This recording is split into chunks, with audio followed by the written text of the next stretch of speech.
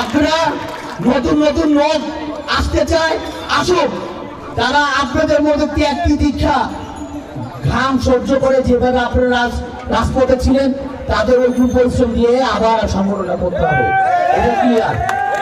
ওইরকম পরিশ্রম করে রাজনীতি এত সহজ না।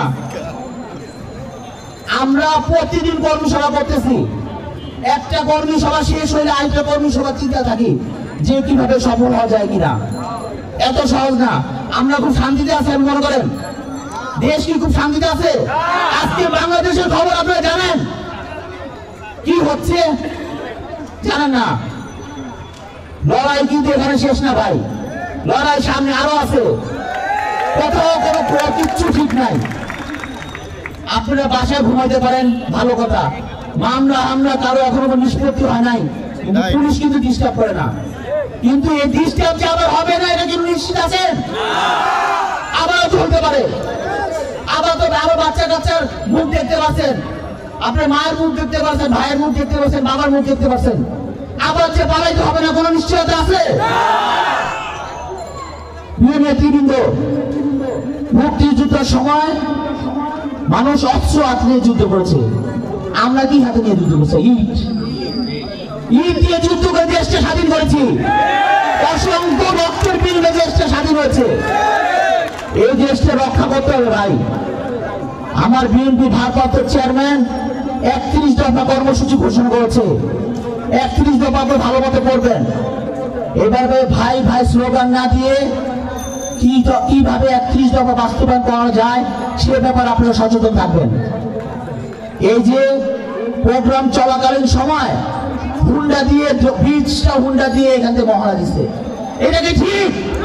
বিএনপি ভারপ্রাপ্ত চেয়ারম্যান জনাব তারেক রহমান হুন্ডা শোডাউন দিতে মানা করছে, তারপরে হুন্ডা শোডাউন দেয়। এটা কারা? সাধারণ পাবলিক কি বলবে? যে আওয়ামী লীগ যা ছিল বিএনপি তাই করতেছে। ভালো দেখা যায় বলেন? 3 জন হুন্ডাতে উঠে মহারা দিয়ে পেপু করে এলাকা ঢুকে ভালো দেখা যায়? মানুষ ভালো বলবে? এই দলকে আবার ভোট দিবে মানুষ? এরকম জিনিস থেকে ভোট দিবে? কেউ করবেন না ভাই। জনগণের ভিতরে ঢুকেন। আমাদের সাধারণ জনগণ কি চায়? আজকে যদি ভারসাম্য থাকতো, আজকে যদি জবাবদিহিতা থাকতো, তার পুলিশ নির্বিচারে একদম সাধারণ মানুষের উপর গুলি চালাতো না, এভাবে ছাত্র জনতাকে হত্যা করতো না। 31 দফার উপরে জোর দিবেন, আর কিছু বলা নাই। সবচেয়ে বড় মেসেজ, আপনি শৃঙ্খলা থাকবেন।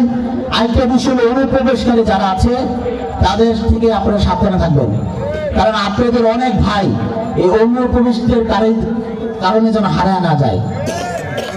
আমরা আপনারা যারা দীর্ঘদিন যাবৎ পলিটিক্স করেছেন, রাজপথে ছিলেন, যারা ওয়ার্ড করেছেন, থানা করেছেন, যারা পোস্ট পাননি কিন্তু রাজপথে ছিলেন, আমরা সবাইকে চিনি। কেউ আর আয়সা বলবে আমি ত্যাগী? ওই যে 20 বছর একটা ছেলে আয়সা বলে যে আমি 17 বছর 16 বছর যাবৎ রাজপথে আছি, আমি ত্যাগী। হবে না।